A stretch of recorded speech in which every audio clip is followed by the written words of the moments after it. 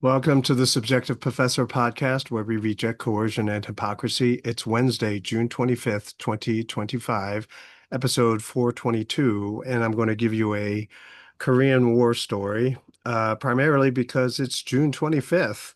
And June 25th, 1950 was when the Korean War started, or the Korean police action, whatever you want to call it, which makes it the 75th anniversary of the war. Also, I have arbitration tomorrow, my hearing for my contract non-renewal. Uh, so I think I won't have an episode tomorrow. I tried to have two today, but my brain only allows me to do one episode a day. And so I'm done with this, and I don't know. Maybe I'll do another one. I'll see after midweek services are over. But yeah, I was informed that it has to be over tomorrow, so no matter how long it takes, uh, we won't be dismissed until everything is over. At my former university, there are a lot of layoffs coming because of the decline in enrollment. Had I made it this far, right, maybe get another 2 years from the university, I definitely would not have been able to teach longer. So I think at best, my settlement would be 2 years of salary, perhaps, maybe, if that, but I doubt it. In fact, I just want it to be over, right?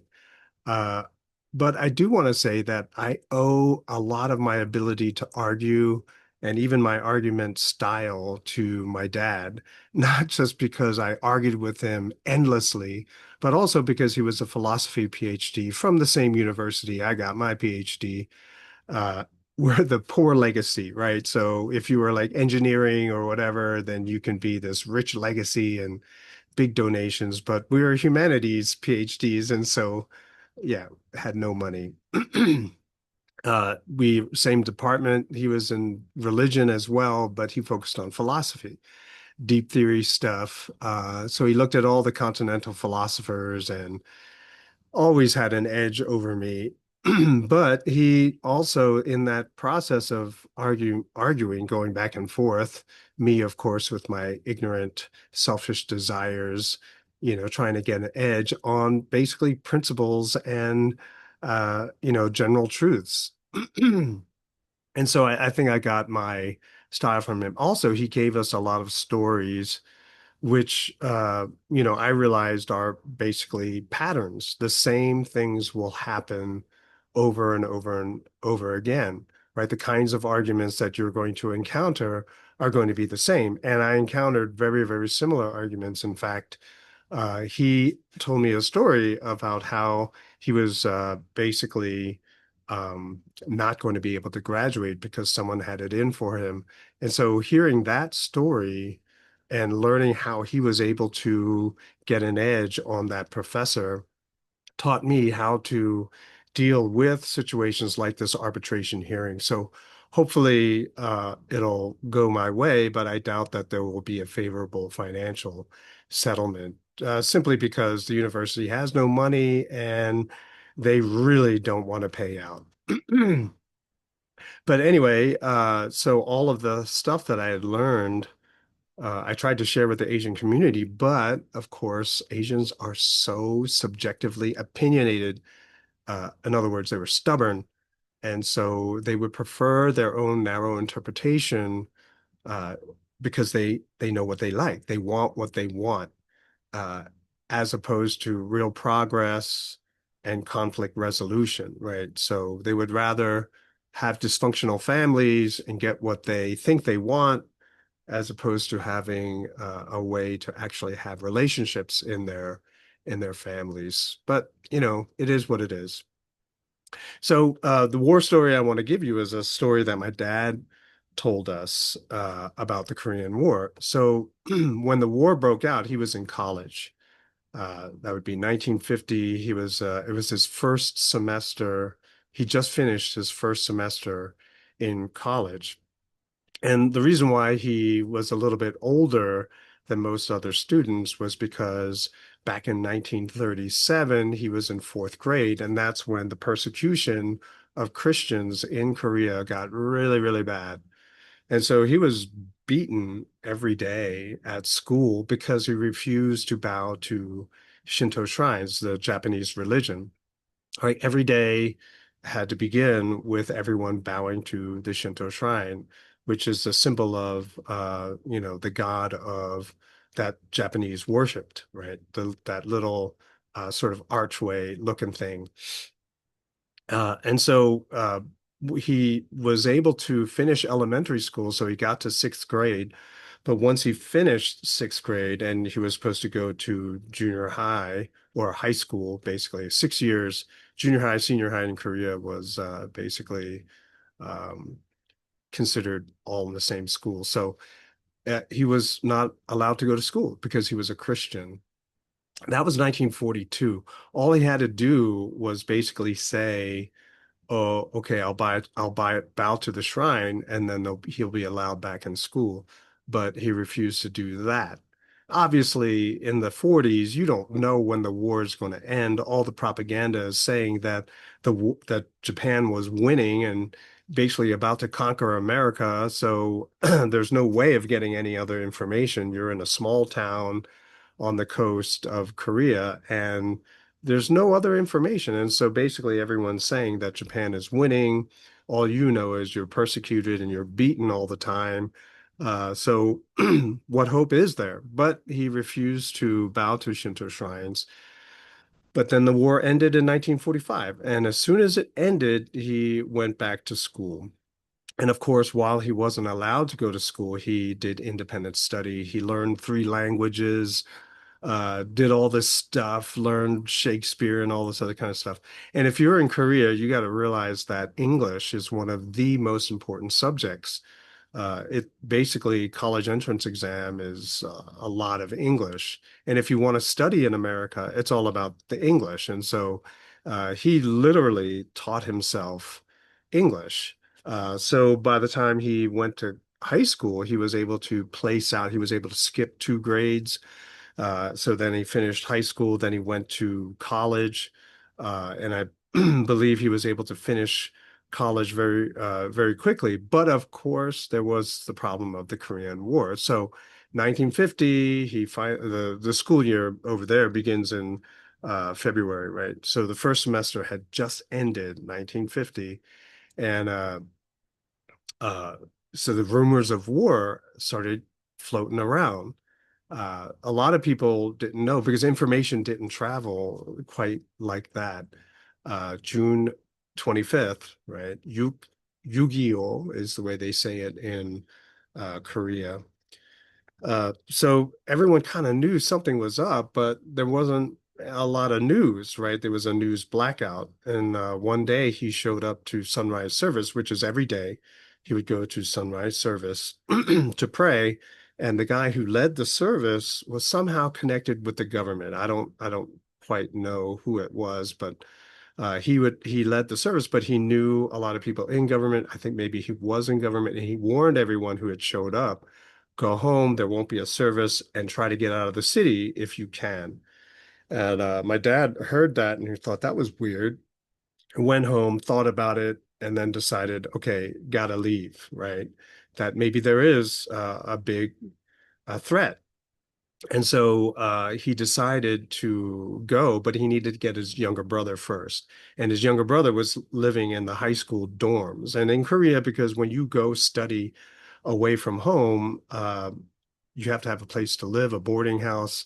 And rich people from your neighborhood, they'll put up a dorm, a housing, a place where you kids from the hometown, they can go and stay together. And so he went to his younger brother's dorm, and his younger brother, who was a poet, right? It was kind of a romantic. And he's like, I ain't leaving because it's middle of monsoon season, right? Look outside. There's rain. It's like zero visibility. The rain is coming down so hard. And then my dad said that it was the only time he ever hit his brother to get him to get up and go. And because it was the only time ever, right? He was like, oh, gotta go. And so they went out with two other people from the same hometown, and they were in Seoul, and their hometown is all the way on the southern coast, and so on an island to boot. So uh, so they make their way to the bridge, but the bridge had been blown. I looked it up, and the bridge, the Han River Bridge, was blown on June 28th, 1950. So this must have been uh, the morning that it was blown. So when they blew the bridge, 4,000 people were walking on the bridge when they blew the bridge. So basically, 4,000 people died when they did that. And they also trapped a lot of the Korean army north of the river, but they were desperate, right? I guess they were trying to escape, and so they stranded all those people there. So he got to the river. He's on the north side of the river, and he got to the river, and he's like, "There's no bridge," and everyone is thousands and thousands of people are sitting on the riverbank waiting for a boat to take them across. And so my dad said that the boat that was ferrying people across could hold about five people. It was a small little rowboat, basically. And he was like, man, there's no way they're going to be able to get across this river with all these thousands of people. It's pitch black too. It's monsoon season. The river is swollen as a result. And so he said, let's go in the water. And so everyone's waiting on the riverbank. Him, his brother, and the two other guys go chest deep into the river, and they hold hands and they stretch out so that along the route of the boat would have to take. And so they said they're going to meet the boat before it actually gets to the riverbank. And so they're sitting in the water for like an hour, and finally the boat comes back.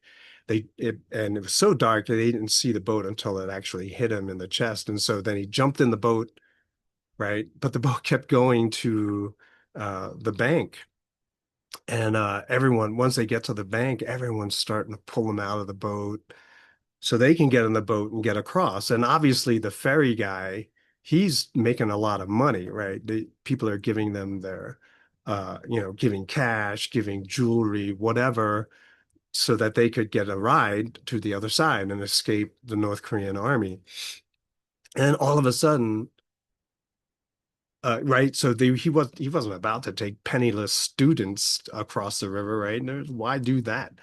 And then my dad said that there was a voice out of the darkness and said, "Hey, those guys have been waiting in the river for like an hour. It's their ride." And everyone listened. It was interesting, right?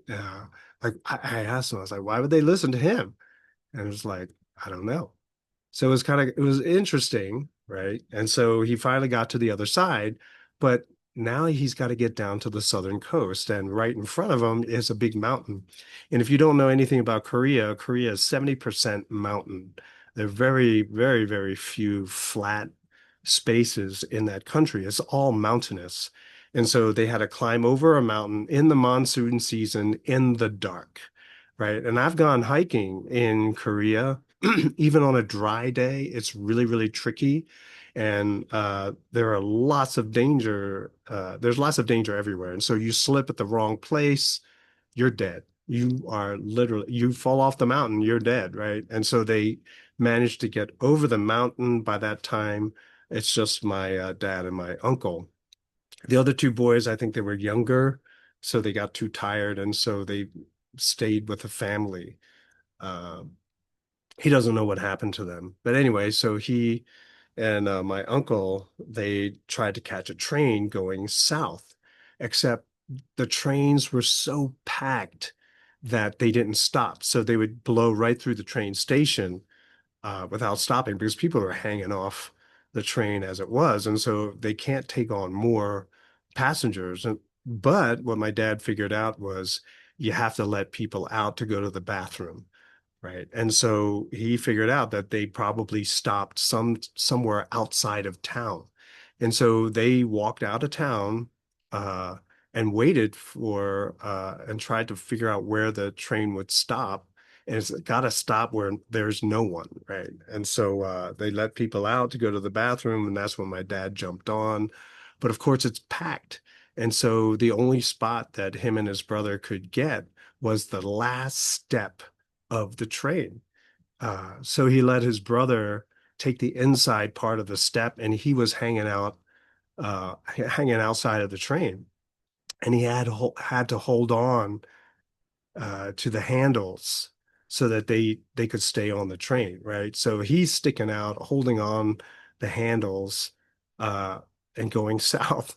And it takes hours to, this is 1950. You don't have bullet trains, and even if you had a bullet train, I mean, the wind would make it pretty tough to hold on.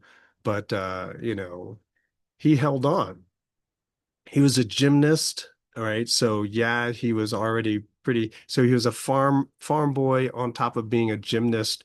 So he had probably monster strength, but still to hold on to the handles for hours, that has got to be something, right? And he was taller than most other Koreans, so but he was probably still pushed to the limit. Eventually, it took 5 days for him to get back to his hometown, but he did. He did. He got there. Uh, he, he told me that he met one of the kids that were living in my uncle's dorm. He met him 20, 30 years later. And when he met him, he was like, yeah, I remember that night. Like, I saw you guys leave.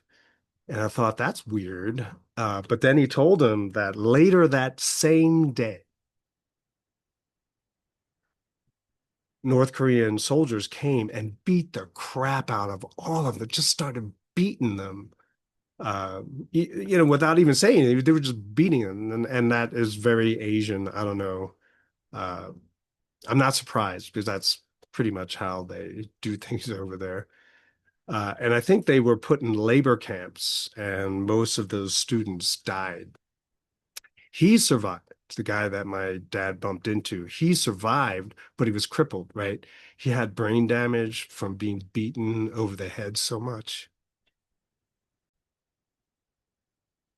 So that kind of put a finer point on uh, the story, him leaving when he did.